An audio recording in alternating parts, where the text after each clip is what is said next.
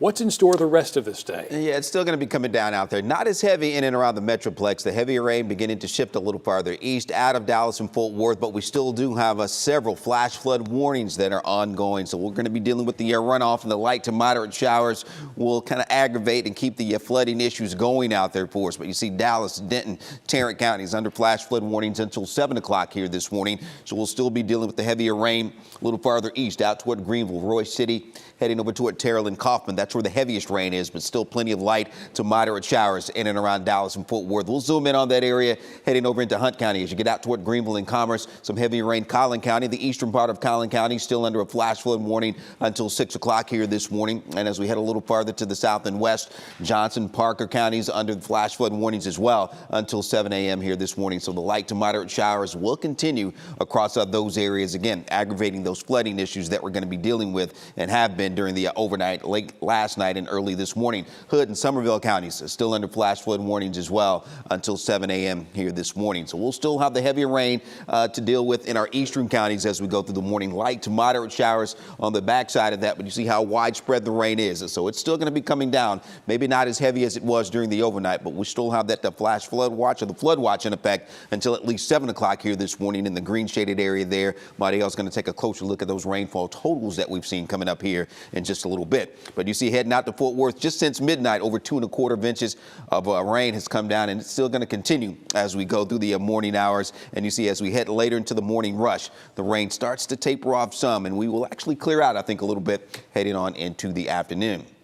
Now, as we take a look at your day planner going into today, Thursday, we're talking about the chance for the showers and storms tapering off a little bit. Still going to be on the warm side as we'll get up to around 81 or so coming home a little bit later today, and it should be a lot drier for your Thursday afternoon. We'll have more for you coming up, and now let's get over to Deshara checking on those roads. All right, thank you, Greg. 5:03 on the clock, and as Greg mentioned, Karen, Mark as well, things get really busy in the traffic department when it comes to that rain out there. So overlaying our traffic maps with those weather conditions just so you can get an idea of what a lot of you are dealing with as you try to head out, especially in the next 20-30 minutes or so across the Metroplex. I first wanted to give an update on a big problem that we had early on, a jackknife 18-wheeler on the westbound side of I-30 as you're trying to make your way from Mesquite into Dallas. That incident has cleared, but we did have one of our co-workers stuck behind that mess. So we'll give you more updates on that one throughout the morning. Another problem working right now, eastbound 635 at Garland. One lane gets by, and I actually wanted to show that one to you here on our TechStop cameras here. Again, just a single lane slowly getting by. The good news with this situation, it's on that eastbound side, so it's not as much traffic as we would typically have as you were headed westbound moving through parts of Garland. 35E, boy, this is a rough one trying to come down from Louisville, making your way through Carrollton. Once you hit Carrollton, you're going to have a big problem right at Sandy Lake, folks. You're down to a single right lane at this hour. Again, not looking good. Those express lanes still moving here this morning. I want to circle back through our cameras here because I did skip one, and that was that high water area as you're making your way through parts of Irving. Take a look at that. My goodness, you don't want to get up on that too fast, all right? So that is all water to the right-hand side of the highway. So please be careful as you try to head out this morning, waiting on that to drain as you're making your way through a lot of those construction zones. All right, want to send things out to Megan Mitchell this morning. Megan, I hear you're out in Haltom City. Where are you and what are you seeing? Yeah, and you know, we got it right here, Tashar. You can see that we're at Little Fossil Park in Haltom City, and just beyond this parking lot, there's actually a big creek. If you didn't know any better, it looks like Whitewater Rapids. I'm going to take you over here because this road is closed, Dana Drive right here. It's closed because the creek actually came up. You could see the remnants of some of that creek. You know, you could see some of the trash that's out here. This was also closed because the water came so high. There's a bridge about one street down. Take a look at the video of just how high this water was.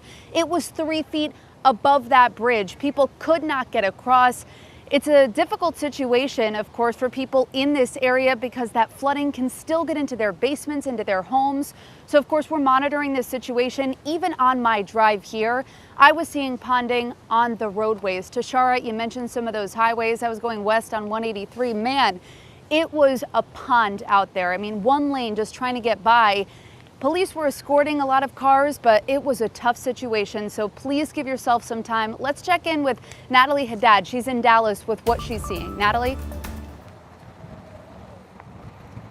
Hey, good morning to you, Megan. Hope you are staying safe out there. We started downtown at the WFAA studios and made our way up north, just a little bit above, north of Uptown and Oaklawn. We're right in front of Dallas Love Field. And as you can expect, right in front of the airport, it is already so busy here at this intersection. Now, on our way here, we saw side street flooding, standing water there. It would definitely not, for your trucks and your SUVs, you'd be okay. But if you don't have any tread on your tires, or if you're driving a lower to the ground, smaller car, those ponds of water on the side of the street would really catch you by surprise. I'll step out of the way so you can get a better look at the intersection. Also on our way here, some smaller road projects that were slowing down traffic flow. And additionally, we also came across some stoplights that were flashing. Power must have just gone off in the overnight hours. So you want to just take the time to get here slowly, especially if you're coming to Dallas Love Field. A lot of people coming in and out of this area. Kara, I'm going to send it back to you in studio.